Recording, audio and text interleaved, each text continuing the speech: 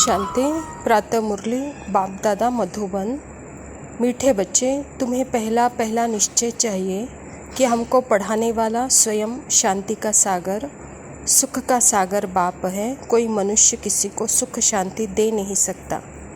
स्वयं परमपिता परमात्मा शिव बाबा प्रजापिता ब्रह्मा के तन में आकर के यह ईश्वर विश्वविद्यालय की स्थापना की है।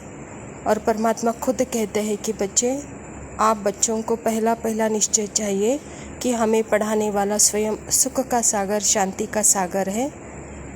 ऐसा सत्य ज्ञान अर्थात सुख शांति का ज्ञान देने वाला कोई मनुष्य नहीं हो सकता।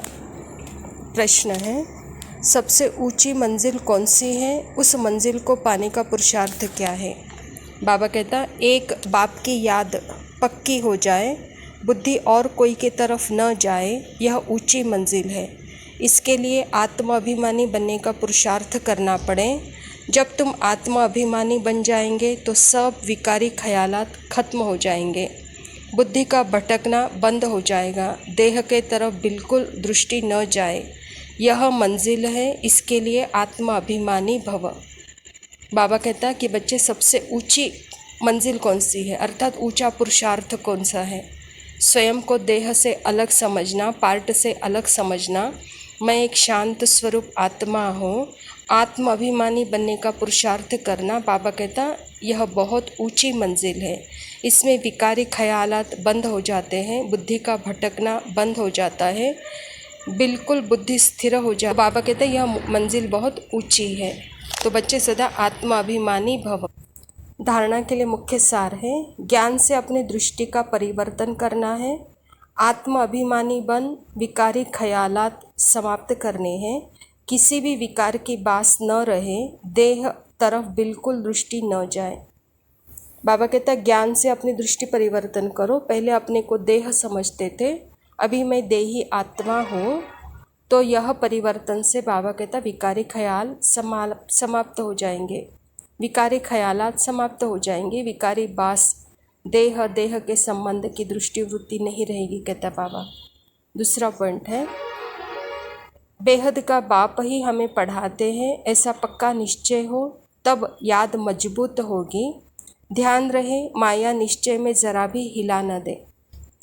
परमात्मा पिता के ऊपर हमको पूरा निश्चय होना चाहिए।